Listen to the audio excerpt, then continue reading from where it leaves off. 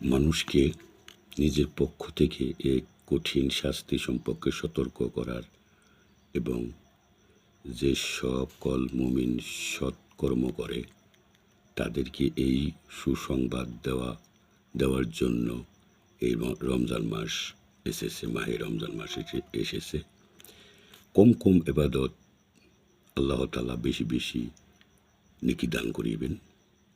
তাদের জন্য রয়েছে উৎকৃষ্ট প্রতিদান, যাতে তারা সর্বদা আল্লাহকে ডাকে এবং সেই সকল লোককে সতর্ক করার জন্য যারাই বলে আল্লাহর কোনো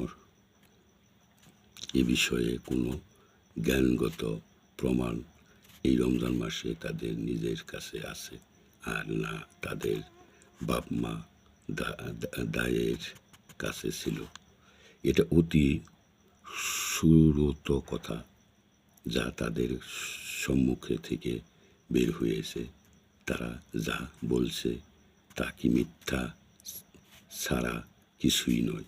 হে নবী, আমাদেরকে অবস্থান দৃষ্টি মনে হয় তারা কোরআনের এ বাণীর প্রতি ঈমান না আনলে যেন তুমি আক্ষেপ করে করে তাদের পেছনে নিজের প্রাণনাশ করে বসবে।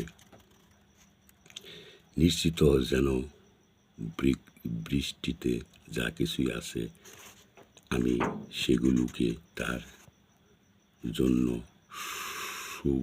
শুভকর বানিয়েছি। মানুষকে এই বিষয়ে পরীক্ষা করার জন্যও যে কে আমাদের মধ্যে বেশি ভালো কাজ করে।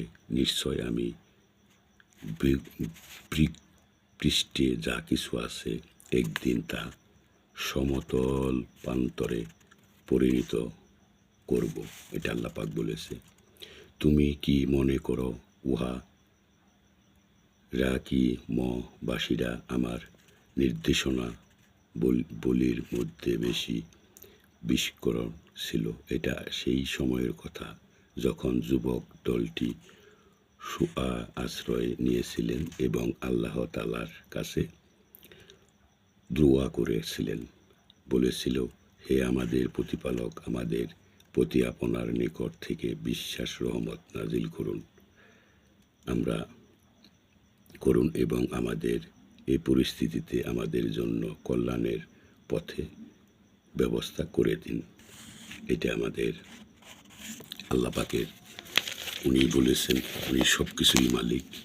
উনি যেন আমাদেরকে এই রহমত 30টা রোজা রাখার জন্য আল্লাহ পাক যেন আমাদের মুসলমান জাতিকে রাখার জন্য আল্লাহ পাক রহমত দান করেন। এটাই আজকের গুরুত্বপূর্ণ ব্যক্তিগত তথ্য সংকরণ, এটাই আমাদের বিষয়। তো ইনশাল্লাহ সবাই ভালো থাকবেন। আল্লাহ যেন সবাইকে রোজা রাখার তৌফিক দান করেন। ইসলামের